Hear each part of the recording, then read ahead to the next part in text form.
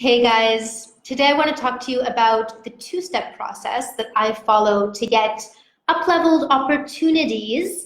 But first, let me know if you are there. Just put a, hashtag live or a hashtag replay if you're watching the replay, and then we'll dive right in. So anyone there? Can anyone hear me?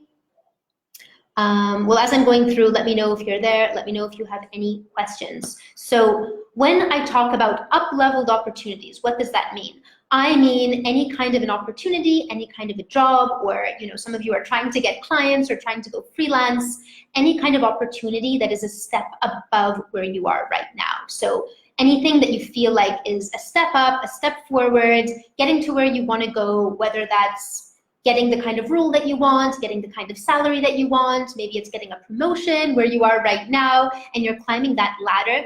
And so for some reason, nobody seems to be talking about this, but it's, there's a couple of really, really simple shifts that you can make so that you can start getting those up-leveled opportunities. Because what I see happening is that a lot of people, obviously everyone wants better, right? Wherever it is that you are, everyone wants something better, but only a few people actually manage to get that promotion. Only a few people actually manage to get those really, really great freelance clients that pay really well. Only a few people get to have a career on their terms where they go, yeah, I live where I want, I earn what I want, I work with the people I want to work with, I'm doing the work I want to do. Only a few people actually get that. Probably around 90% of people are not happy with their jobs, right? Average is average. Only a few people are actually really, really happy in their careers and living this kind of up-level life where they have that career freedom of, all those things we're always talking about, like I just mentioned, right? So there's really a two-step process to follow if you want to get those up-leveled opportunities. But first, let's talk about what doesn't work and why so many people are struggling to get them and why so many people are getting stuck in that kind of treading water mode where you have a job that's okay, and a lot of people tell you you're successful and you're pretty lucky to even have the job that you have, but you know that things could be so much better. So the reason that happens is, like I just mentioned, right? It's one thing to get to average, but it's another, or to get to okay or doing pretty well, it's another thing to get to amazing and to really, really living your dream, obviously. Otherwise, everyone would be there. And so a lot of people are still stuck in that kind of struggling mentality, that whole mentality, the traditional way of job hunting, which times have changed. You can't look for jobs the same way that you would have looked for them in your 20s. So where if you are in your 20s, you've probably been taught by your parents or your teachers how to look for jobs, and times have changed. It's not like that anymore. And a lot of times I see people trying to get their foot in the door, then trying to move up. Some people can't even manage to get their foot in the door, but they keep trying to get that foot in the door, thinking as soon as I get my foot in the door, that'll be my big break, and then all I have to do from there is, keep working the system, keep moving up. Well, the system is broken. There is no system most of the time. Even if you're lucky enough to work in one of these companies that has a promotion system, they have a development system where they, there's a whole process where once you get in, they invest in you and you get to move up. There are very few companies like that these days. And even if you're in one of them, for most people, that process is going to be way too slow. Like it's going to be so incremental. It's not really going to give you what you want for your life. And you're so dependent on them and their system. Whereas most people I talk to, what they really want is control so that they can choose where they get to versus having an employer making promises to them saying, oh yeah, in 1 year, let's talk about a promotion, or on your next review, we'll see about that. And then what often happens is they get disappointed over and over again when that doesn't materialize. And meanwhile, for the employer, it's no big deal because, oh yeah, we'll talk about it next time, we'll see for sure, we'll try to get you something. For them, it's not a big deal if it doesn't materialize right away. For you, you're spending years of your life or months of your life waiting, hoping you're going to get there, and meanwhile, you're not living at your fullest potential, and there's something else you could have been doing with your life that would have been way better, more fulfilling. So Let's talk about how to shift that around so that you're not at the mercy of trying to climb those ladders, which, as we know, usually results in this kind of treading water. Things are okay, just paying the bills, living life, but not really living up to your potential. So the two-step process, really the first thing is to know your mission.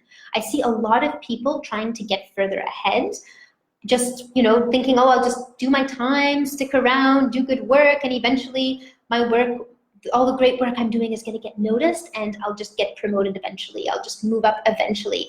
And obviously, as a lot of you guys have experienced, that rarely works, or if it does work, very incrementally and not at the level if you are an ambitious professional that you would want. So the problem is that a lot of people don't really know what they stand for, like what is the point of their work. They're just working to sort of pay the bills, and then they wish they could get a kind of a salary increase, or they wish they could get more interesting projects, or they wish they could get that promotion. But there's no drive behind that work. Like there's no passion for having an impact. There's no mission behind it. Like they don't really see what is that connection between their work and who it is that they are.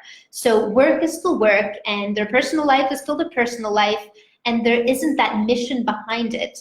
And that is really the first step, is to know what is your purpose in the world.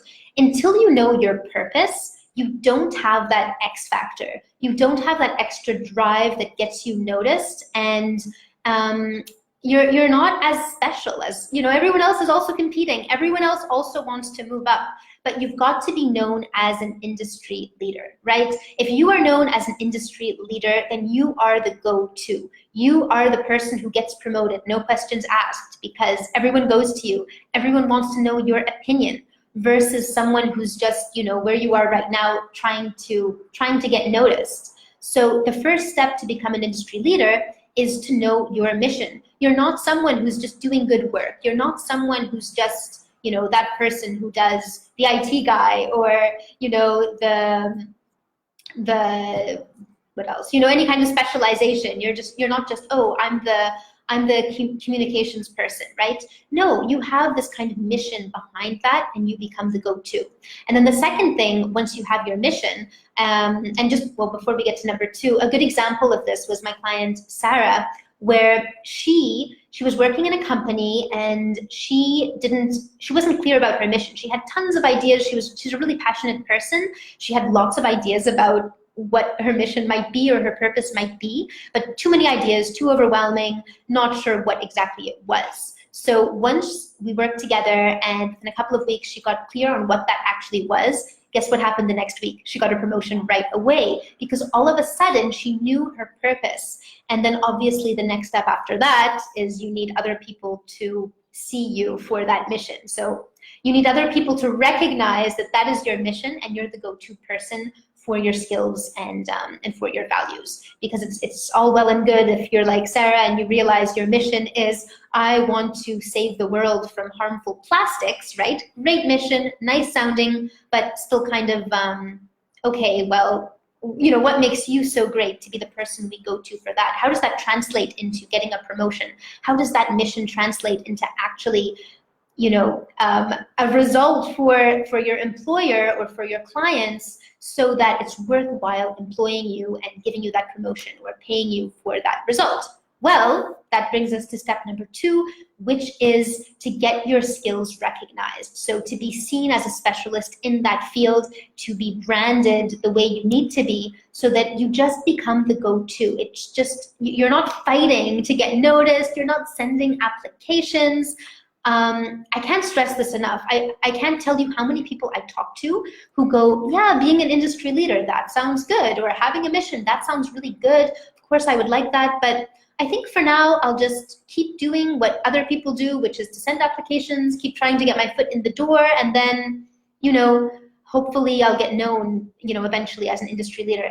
That's not how it works. You need to set yourself up to be an industry leader now, right? You don't become an industry leader by working up the ladder, by getting experience. And I know that it seems it seems incorrect to say that, right? Because it's so ingrained in us that you get experience, you work your way up the ladder, you get known in your field, and finally you become this expert that people go to. I'm not saying it doesn't always work like that. Of course, there are some amazing experts who have been working 30 years, 40 years, and they are known and all that kind of thing. I'm not saying those people are not out there, but it's certainly not the shortest way to get there, because you also have a few people who are in their 20s, in their early 30s, who are already, like, you could say they're at the top of their career. They're not, because they're not going to allow that to be the top. They're going to keep on going. But they're in this amazing, amazing place, and they did not invest 30 years of their life hoping to climb a ladder. And for every expert that invested 30, 40 years of their life to get to where they are, you have plenty of people who also did their time, who also, you know, ran the hamster wheel year after year, and they still never made it to the positions that they wanted. So you need to be really, really careful that you don't assume that the time you're putting into things is necessarily helping you to climb that ladder. What you want to do is, from the very, very start, as soon as you possibly can, start positioning yourself as this industry leader.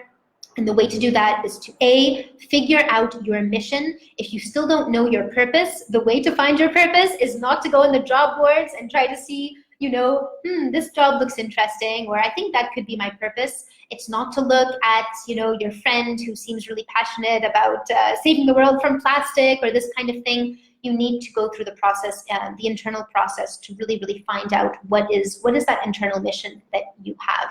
And then step 2 is to get that branded and get yourself visible and known through, you know, like we're always talking about, in the hidden job market, so that you're really recognized as a specialist in your field, and as an industry leader, you start becoming the go-to. You not only get promoted where you currently are, if that's what you want, but you'll have other people reaching out to you with various opportunities, because now you are the expert, you're the person in demand, and you're not the person trying to go the other way around and, you know, climbing that ladder which never gets climbed. So I hope that that was useful for some of you guys. We have Paul here saying no pressure. Luis, how are you?